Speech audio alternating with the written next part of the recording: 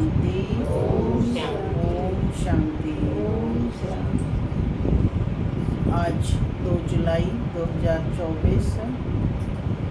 आज बाबा ने मीठी मधुर मुरली में बताया कि जितना जितना हम बाप की याद में रहेंगे हमारे पाप कर्म दग्ध होते जाएंगे। इसके अलावा और कोई चारा नहीं है, यानी और कोई उपाय नहीं है कि हमारे पाप कर्म दग्ध हो सके। तो क्या करना है? याद में रहना है। साथ ही बाबा ने कहा कि जो ये विकार हैं, कौन कौन से विकार हैं? काम, क्रोध, लोभ, मोह, अहंकार। तो ये सब जो है हमें गिरावट की तरफ ले जाने वाले हैं। तो बाबा ने कहा अब अपनी चेकिंग करनी है कि स्थूल रूप में तो क्या होता है, हम छोड़ देते हैं, लेकिन सूक्ष्म रूप में ये विकार हमारा पीछा नहीं छोड़ते हैं। और जो पेपर आएगा अंत समय में, जिसकी कमी होगी उसी के द्वारा आएगा। तो बाबा कह रहे हैं कि हमें सूक्ष्म में भी कोई भी विकारों के प्रति कोई भी लालच नहीं होना चाहिए। बताया ना बाबा ने परसों की मूवी में कि कैसे आएंगे, रॉयल रूप में आएंगे। तो बाबा तो कहते तुम्हें सब कुछ छोड़कर जाना है। तो बाबा ने कहा यहाँ तक कि तुम्हें अपने संकल्पों को भी समेट कर बाप की याद में रहने का अभ्यास करना। तो इसलिए हमें क्या करना है? आत्म अभिमानी बनने का अभ्यास प्रतिदिन करना। ओम शांति। सुनते हैं आज के ईश्वरीय महावाक्य। बाबा कहते, मीठे बच्चे, तुम यहाँ याद में रहकर पाप दग्ध करने के लिए आए हो, इसलिए बुद्धि योग निष्फल ना हो जाए, इस बात पर पूरा ध्यान रखना है। क्या कहा बाबा ने? तुम यहाँ याद में रहकर पाप दग्ध करने के लिए आए हो, इसलिए बुद्धि योग निष्फल ना जाए, इस बात पर पूरा ध्यान रखना है। आज की मुरली से प्रश्न है, कौन सा सूक्ष्म विकार भी अंत में मुसीबत खड़ी कर देता है? कौन सा सूक्ष्म विकार भी अंत में मुसीबत खड़ी कर देता है? बताओ कौन सा सूक्ष्म विकार, कौन सा विकार?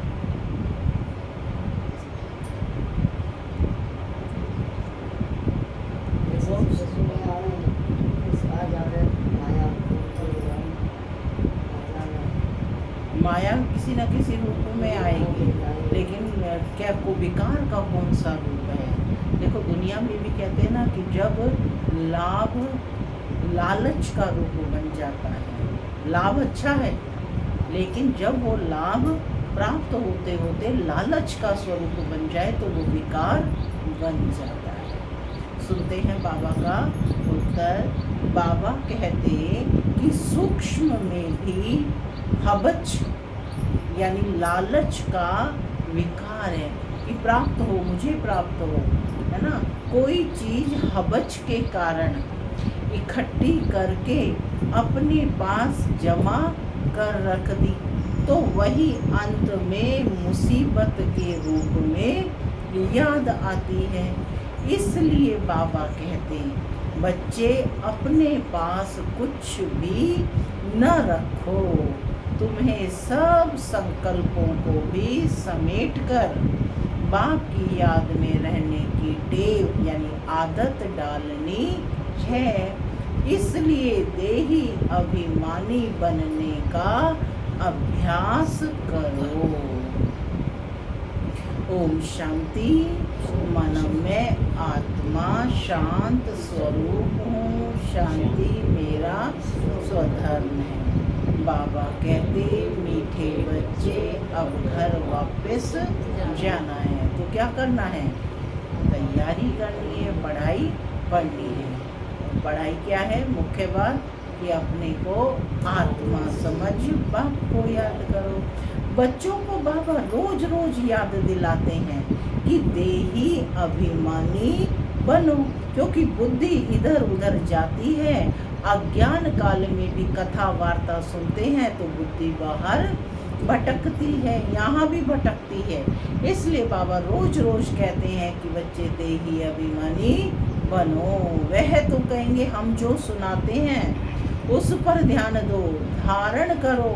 शास्त्र जो सुनाते हैं वह वचन ध्यान में रखो। यहाँ तो बाप आत्माओं को समझाते हैं कि तुम सब स्टूडेंट देही अभिमानी होकर बैठो। सब कौन बैठे हैं? स्टूडेंट। और कैसे बैठना है? देही अभिमानी बनकर। शिव बाबा आते हैं पढ़ाने के लिए। ऐसा कोई कॉलेज नहीं होगा जहाँ समझेंगे शिव बाबा पढ़ाने आते हैं। ऐसा स्कूल होना ही चाहिए। पुरुषोत्तम संगम युग पर स्टूडेंट बैठे हैं और यह भी समझते हैं कि परम पिता परमात्मा आते हैं हमको पढ़ाने। शिव बाबा आते हैं हमको पढ़ाने। पहली बात समझाते हैं, तुमको पावन बनना है तो मामेकम याद करो, परंतु माया घड़ी घड़ी बुला देती है, इसलिए बाप खबरदार करते हैं। कोई को समझाना है तो भी पहली बात समझाओ कि भगवान कौन है। भगवान जो पतित पावन दुख हरता सुख करता है वह कहाँ है? उनको याद तो सब करते हैं लेकिन वह है कहाँ? जब कोई आफतें आती हैं तो कहते हैं हे भगवान रहम करो। किसको बचाना होता है तो भी कहते हैं कि हे भगवान ओ गॉड फादर दुख से लिबरेट करो। दुख तो सबको है, यह तो पक्का मालूम है। सतयुग में सुखधाम कहा जाता है, कलयुग को दुखधाम कहा जाता है। यह बच्चे जानते हैं फिर भी माया बुला देती है।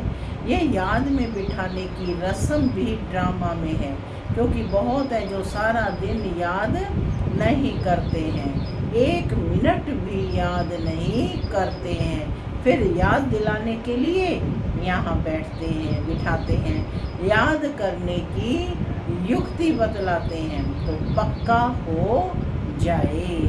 बाप की याद से ही हमको सतो प्रधान बनना है। सतो प्रधान बनने की बाप ने फर्स्ट क्लास रियल युक्ति बताई है। पतित पावन तो एक ही बाप है, वह आकर युक्ति बताते हैं। यहाँ तुम बच्चे शांति में तब बैठते हो जबकि बाप के साथ योग है। अगर बुद्धि का योग यहाँ वहाँ गया तो शांत में नहीं, माने बैठे यहाँ है लेकिन बुद्धि कहाँ बाहर भटक रही है। गोया शांत है, जितना समय यहाँ वहाँ बुद्धि योग गया वह निष्फल हुआ। बैठे तो योग में, कहते हमने 1 घंटा योग किया, लेकिन बुद्धि तो बाबा में लगी नहीं 1 मिनट भी, तो क्या हुआ? तो बाबा कहते वह निष्फल हुआ, क्योंकि पाप तो कटते नहीं हैं। पाप कैसे कटेंगे? जब याद होगी, जब कनेक्शन बाप के साथ जुटेगा।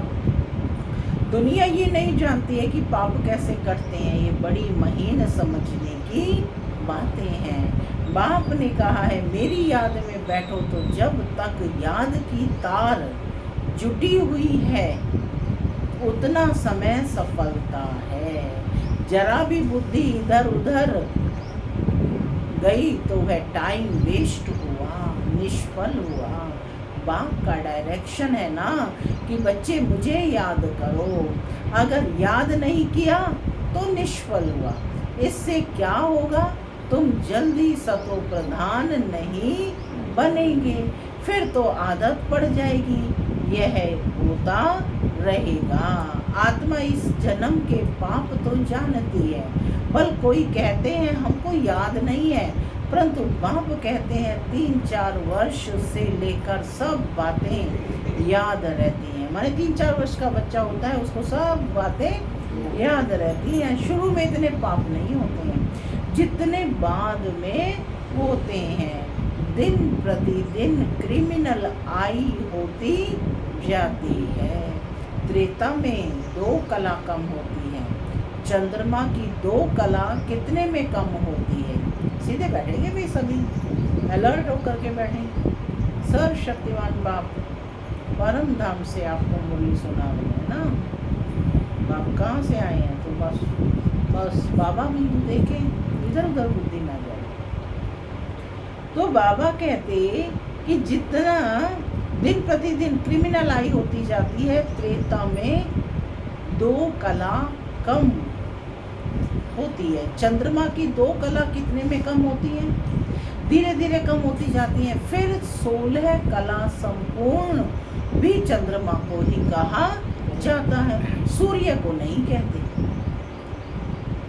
चंद्रमा की है 1 मास की बात, और यह फिर है कल्प की बात। चंद्रमा की 1 मास की बात है। कलाएं है ना संपूर्ण होती हैं, फिर घटती हैं, फिर बढ़ती हैं। तो लेकिन बाबा कहते हैं यह है एक कल्प की बात। एक कल्प माना 5000 वर्ष की बात। दिन प्रतिदिन नीचे उतरते जाते हैं, फिर याद की यात्रा से ऊपर चढ़ सकते हैं। फिर तो दरकार नहीं जो हम याद करें और ऊपर चढ़ें। सतयुग के बाद फिर उतरना है। सतयुग में भी याद करें तो नीचे उतरे ही नहीं, ड्रामानुसार उतरना ही है, तो याद ही नहीं करते हैं। उतरना भी ज़रूर है। फिर याद करने का उपाय बाप ही आकर बतलाते हैं, क्योंकि ऊपर जाना है। संगम पर ही आकर बाप सिखलाते हैं कि चढ़ती कला अब शुरू होती है। हमको फिर अपने सुख धाम में जाना है। तो मुझे क्या कहते बाप, याद करो, है ना। सुख धाम में जाना है तो बाप कहते हैं सुख धाम में जाना है तो मुझे याद करो। याद से तुम्हारी आत्मा सतो प्रधान बन जाएगी। यह तुम दुनिया से निराले हो। कौन हो? दुनिया से निराले हो। बैकुंठ दुनिया से बिल्कुल न्यारा है। बैकुंठ था, अब नहीं है। कल्प की आयु लंबी कर देने के कारण भूल गए हैं। अभी तुम बच्चों को तो बैकुंठ बहुत नज़दीक दिखाई देता है, बाकी थोड़ा टाइम है। याद की यात्रा में ही कमी है। बाबा सावधानी दे रहे हैं कि याद की यात्रा में कमी है, तो याद का अभ्यास बढ़ाओ। इसलिए समझते हैं कि अभी टाइम है। याद की यात्रा जितनी होनी चाहिए उतनी नहीं है। तुम पैगाम पहुंचाते हो ड्रामा के प्लान अनुसार, कोई को पैगाम नहीं देते हो तो गोया सर्विस नहीं करते हैं। सारी दुनिया में पैगाम तो पहुंचाना है। सेवा का पॉइंट है। क्या कह रहे हैं बाबा? सारी दुनिया में पैगाम तो पहुंचाना है कि बाप कहते हैं माँ में कम याद करो।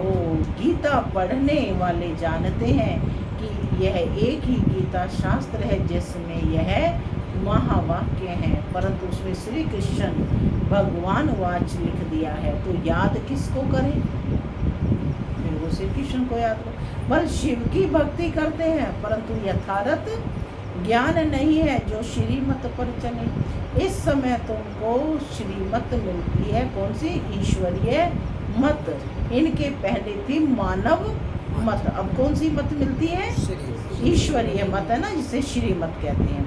और पहले थी मानव मत। दोनों में रात दिन का फर्क है। मानव मत कहती है कि ईश्वर सर्वव्यापी है, और ईश्वर मत कहती है नहीं। बाप कहते हैं मैं आया हूँ स्वर्ग की स्थापना करने, तो जरूर यह है नरक है। यहाँ 5 विकार सब में प्रवेश है। विकारी दुनिया है तब तो मैं आता हूँ निर्विकारी बनाने के लिए। जो ईश्वर के बच्चे बने हैं उनके पास विकार तो हो नहीं सकते। रावण का चित्र 10 शीश वाला दिखाते हैं। रावण का चित्र है ना, उसमें 10 मुख दिखाते हैं, उसके शीश दिखाते हैं। कभी कोई कह ना सके कि रावण की सृष्टि निर्विकारी है। तुम जानते हो अभी रावण राज्य है, सभी में 5 विकार हैं। सतयुग में है राम राज्य, कोई भी विकार नहीं। इस समय मनुष्य कितने दुखी हैं, शरीर को कितने दुख लगते हैं। यह है ही दुख धाम। सुख धाम में तो शारीरिक दुख ही नहीं होते। यहाँ तो कितनी हॉस्पिटल भरी हुई है, माने हॉस्पिटल में जाओ तो जगह नहीं है। और सतयुग में तो कोई हॉस्पिटल ही नहीं होगा, क्योंकि वहाँ कोई बीमारी आदि होती नहीं। वो है ही सुख धाम। तो बाबा कहते कि इनको स्वर्ग कहना भी बड़ी भूल है। फिर कहते फैसिलिटी है सब कुछ तो यही स्वर्ग है, लेकिन बाबा कहते इसको स्वर्ग कहना भी भूल है। तो समझकर औरों को समझाना है। वह पढ़ाई कोई को समझने के लिए नहीं है। इम्तिहान पास किया और नौकरी पर चढ़ा। यहाँ तो तुमको सबको पैगाम देना है। सिर्फ एक बाप थोड़े ही देंगे, तुम सबको भी तो देना है ना। जो बहुत होशियार हैं उनको टीचर कहा जाता है, कम होशियार है उनको स्टूडेंट कहा जाता है। तुम्हें सबको पैगाम देना है। पूछना है भगवान को जानते हो क्या? वह तो सबका बाप है। तो मूल बात है बाप का परिचय देना, क्योंकि कोई जानते नहीं। ऊंचते ऊंच बाप है, सारे विश्व को पावन बनाने वाला है। सारे विश्व को पावन बनाने वाला है। सारा विश्व, बाबा कहते कि और कोई धर्म वाला ये कह ना सके कि वो सारे विश्व को पावन बनाते हैं। तो बाबा कहते कि हम न दुनिया वाले कह सकते कि और धर्म वाले कि हम नई दुनिया में आए हैं। तो समझते हैं हमारे से आगे कोई होकर गए हैं। ये तो समझते हैं कि हमारे से आगे कोई होकर गए हैं। क्राइस्ट भी ज़रूर कोई में आएगा, उनके आगे ज़रूर कोई थे। बाप बैठ समझाते हैं कि मैं इस ब्रह्मा तन में प्रवेश करता हूँ। यह भी कोई मानते नहीं है कि ब्रह्मा के तन में आते हैं। अरे ब्राह्मण तो चाहिए ज़रूर। ब्राह्मण कहाँ से आएंगे? जरूर ब्रह्मा से ही तो आएंगे ना। अच्छा, ब्रह्मा का बाप कभी सुना है क्या? कौन है ब्रह्मा का बाप? वह है ग्रेट ग्रेट ग्रैंडफादर। उनका फादर कोई नहीं। ब्रह्मा का साकार बाप कौन है? कोई बतला ना सके।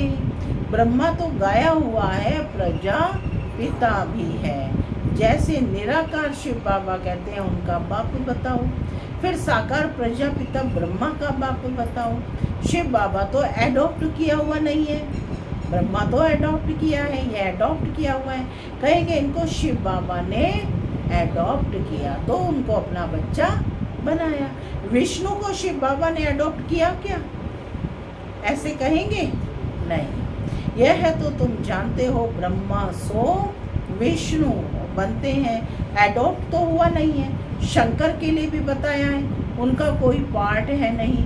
ब्रह्मा सो विष्णु और विष्णु सो ब्रह्मा, यह 84 का चक्र है। शंकर फिर कहाँ से आया? उनकी रचना कहाँ है? बाप की तो रचना है।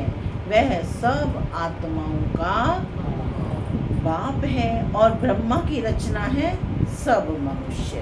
तो प्रजापिता ब्रह्मा, इसलिए उसको प्रजापिता का, प्रजा का पिता है। शंकर की रचना कहाँ है? शंकर से तो कोई मनुष्य दुनिया नहीं रची जाती। बाप आकर के ये सब बातें समझाते हैं, फिर भी बच्चे घड़ी घड़ी भूल जाते हैं। हर एक की बुद्धि नंबरवार है ना। जितनी बुद्धि उतने टीचर की पढ़ाई धारण कर सकते हैं। यह है बेहद की पढ़ाई। पढ़ाई के अनुसार ही नंबरवार पद पाते हैं। भल पढ़ाई एक ही है, मनुष्य से देवता बनने की, परंतु डिनाइस्टी बनती है ना, सब समान तो नहीं बनते ना, है ना। पढ़ाई एक ही है, जो जितना पुरुषार्थ करता है। यह भी बुद्धि में आना चाहिए कि हम कौन सा पद पाएंगे। राजा बनना तो मेहनत का काम है। राजाओं के पास 10 दासियां भी चाहिए, राजाओं के पास 10 दासियां भी चाहिए। 10 दासियां कौन बनते हैं यह भी तुम समझ सकते हो। नंबरवार पुरुषार्थ अनुसार हर एक को दासियां मिलती होंगी, तो ऐसा नहीं पढ़ना चाहिए जो जन्म जन्मांतर दास दासी बने। पुरुषार्थ करना है ऊंच बनने का। क्या कहा बाबा ने? ऊंच बनने का। तो सच्ची शांति बाप की याद में है। जरा भी इधर उधर बुद्धि गई तो टाइम वेस्ट होगा, कमाई कम होगी, सतो प्रधान बन नहीं सकेंगे। यह भी समझाया है कि हाथों से काम करते रहो और दिल से बाप को याद करो। शरीर को तंदुरुस्त रखने के लिए घूमना फिरना यह भी भल करो, परंतु बुद्धि में बाप की याद रहे। अगर साथ में कोई हो तो झरमुई झगमुई नहीं करनी है। माने कई लोग बस बोलते ही रहेंगे, है ना। तो बाबा कहते जो साइलेंस में रहेंगे तो आत्मा से बात करेंगे, आत्मा अभ्यासी बनेंगे। तो झरमुई झगमुई नहीं करनी है। यह तो हर एक की दिल गवाही देती है। बाबा समझा देते हैं कि ऐसी अवस्था में चक्कर लगाओ। पादरी लोग कहते हैं एकदम शांत में। तुम लोग ज्ञान की बातें सारा समय तो नहीं करेंगे, फिर जबान को शांत में लाकर शिव बाबा की याद में रेस करनी चाहिए। जैसे खाने के समय बाबा कहते हैं याद में बैठकर खाओ, अपना चार्ट देखो। बाबा अपना तो बताते हैं कि हम भूल जाते हैं। कोशिश करता हूँ, बाबा को कहता हूँ बाबा हम पूरा समय याद में रहूँगा, आप हमारी खांसी बंद करो, शुगर कम करो। अपने साथ जो मेहनत करता हूँ वह बताता है, परंतु मैं खुद ही भूल जाता हूँ, तो खांसी कम कैसे होगी? जो बातें बाबा के साथ करता हूँ वह सच सुनाता हूँ, और सच्चे दिल पर साहिब राज। बाबा बच्चों को बता देते हैं, बच्चे बाप को नहीं सुनाते। लज्जा आती है जब बाप को नहीं सुनाते हैं। पूछ रहे झाड़ू लगाओ, खाना बनाओ तो भी शिव बाबा की याद में बनाओ, तो ताकत आएगी। माने वो कर्म कैसा हो जाएगा? कल बाबा ने कहा हर लौकिक कर्म को अलौकिक तरीके से करो। यह भी युक्ति चाहिए, इसमें तुम्हारा ही कल्याण होगा। फिर तुम याद में बैठेंगे तो औरों को भी कशिश होगी। एक दो को कशिश तो होती है ना। जितना तुम जास्ती याद में रहेंगे उतना सन्नाटा अच्छा हो जाए, माने साइलेंस के वातावरण क्रिएट हो जाएगा। एक दो का प्रभाव ड्रामा अनुसार पड़ता है। याद की यात्रा तो बहुत कल्याणकारी है। बच्चे हैं, बाबा कहते कि सच्चे बाप के बच्चे हैं तो सच्चा होकर चलना है। बच्चों को तो सब कुछ मिलता है, विश्व की बादशाही मिलती है, तो फिर लोभ कर 10-20 साड़ियाँ आदि क्यों इकट्ठी करते हो? देख लो, आज अपनी चेकिंग करनी है कि क्योंकि कपड़ों में मोह जाता रहेगा, है ना। तो बाबा कहते कि 10-20 साड़ियाँ आदि क्यों इकट्ठी करते हो? अगर बहुत चीज़ें इकट्ठी करते रहेंगे तो मरने के समय भी वे याद आएंगी। इसलिए बाबा मिसाल देते हैं कि स्त्री ने उनको कहा कि लाठी भी छोड़ दो, है ना, नहीं तो यह भी याद आएगी कि बूढ़ा जो व्यक्ति है वो लाठी लेकर चल रहा है, कि इस लाठी को भी छोड़ दो, नहीं तो अंत में यह लाठी याद आएगी। यानी कि किसी भी चीज में मोह ना हो, सिर्फ मैं आत्मा, कुछ भी याद नहीं रहना चाहिए, नहीं तो अपने लिए ही मुसीबत लाते हैं। झूठ बोलने से 100 गुना पाप चढ़ जाता है। शिव बाबा का भंडारा सदैव भरा रहता है, इसलिए बाबा कहते हैं जास्ती रखने की दरकार नहीं है। हम तो रखते हैं ना कि पता नहीं आगे चल के ना रहे तो ये काम है, लेकिन क्या बाप को नहीं पता है ना, सब चीज़ों की व्यवस्थाएं अपने आप ही हो जाएंगी। तो बाबा कहते कि जास्ती रखने की दरकार नहीं है, क्योंकि शिव बाबा का भंडारा सदैव भरा रहता है। जिसकी चोरी हो जाती है तो सब कुछ दिया जाता है। तो बच्चों को बाप से राजाई मिलती है, तो क्या कपड़े आदि नहीं मिलेंगे? जब बाप विश्व की राजाई दे रहा है तो तुम सोचो कि तुम्हें कपड़े नहीं मिलेंगे। यानी ये हबच है, क्योंकि अबलाएं ही मदद करती हैं स्वर्ग की स्थापना में। तो दिया ना, कितना दिखाया। उनके पास पैसे ऐसे बर्बाद भी नहीं करने चाहिए। ये नहीं है कि भाई आश्रम में तो बहुत आता है तो हम जो है उसको पैसे को बर्बाद करें, नहीं। क्योंकि यज्ञ में आया हुआ एक एक पैसा जो है उसका पद्म गुना बाप को देना पड़ता है, तो उसको सफल करना है। तो धन का भी इस्तेमाल कैसे करना है? सावधानी से करना है। तो बाबा कहते कि सिर्फ फालतू खर्चा नहीं करना चाहिए, क्योंकि अबलाएं मदद करती हैं। माताएं देखो 1-1, 2-2 रुपया कैसे कैसे बचा कर लाती हैं। तो उनके पैसे ऐसे बर्बाद नहीं करने चाहिए, वह तुम्हारी परवरिश करती हैं स्वर्ग की स्थापना में ना। देखो अबलाएं मदद करती हैं स्वर्ग की स्थापना में, उनके पैसे ऐसे बर्बाद नहीं करने चाहिए, वह तुम्हारी परवरिश करती हैं। तो तुम्हारा काम है उन्हों की परवरिश करना, नहीं तो 100 गुना पाप सिर पर चढ़ता है। अच्छा, मीठे मीठे सिक्के लदे बच्चों प्रति माता पिता का याद प्यार और गुड मॉर्निंग। रूहानी बाप की रूहानी बच्चों को नमस्ते। बच्चों की रूहानी माता पिता बाप दादा को याद प्यार, गुड मॉर्निंग और नमस्ते नमस्ते सदा नमस्ते। धारणा के लिए मुख्य सार। पहला, बाप की याद में बैठते समय जरा भी बुद्धि इधर उधर नहीं भटकनी चाहिए। सदा कमाई जमा होती रहे, याद ऐसी हो जो सन्नाटा हो जाए।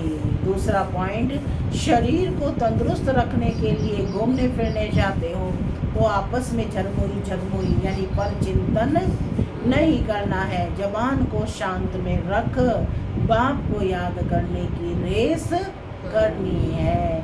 भोजन भी बाप की याद में खाना है। आज का वरदान है, निश्चय बुद्धि बन कमजोर संकल्पों की जाल को समाप्त करने वाले सफलता संपन्न भव। निश्चय बुद्धि बन कमजोर संकल्पों की जाल को समाप्त करने वाले सफलता संपन्न भव। अभी तक मेजॉरिटी बच्चे कमज़ोर संकल्पों को स्वयं ही इमर्ज करते हैं। सोचते हैं, अब कमज़ोर संकल्प क्या है? सोचते हैं पता नहीं होगा या नहीं होगा, क्या होगा, कैसे होगा। ये कमज़ोर संकल्प ही दीवार बन जाते हैं और सफलता उस दीवार के अंदर छिप जाती है। माया कमज़ोर संकल्पों की जाल बिछा देती है, उसी जाल में फंस जाते हैं। इसलिए मैं निश्चय बुद्धि विजयी हूँ। राजा की क्या पहचान है? वह कि वह क्या होता है? विजयी होता है। निश्चय बुद्धि विजयी हूँ। सफलता मेरा जन्म सिद्ध अधिकार है। इस स्मृति से कमज़ोर संकल्प को समाप्त करो। यानी मैं विजयी हूँ और सफलता मेरा जन्म सिद्ध अधिकार है। इस स्मृति से कमज़ोर संकल्पों को समाप्त करो। स्लोगन। तीसरा, ज्वालामुखी नेत्र खुला रहे तो माया शक्तिहीन बन जाएगी। तीसरा, ज्वालामुखी नेत्र खुला रहे तो माया शक्तिहीन बन जाए। ओम शांति।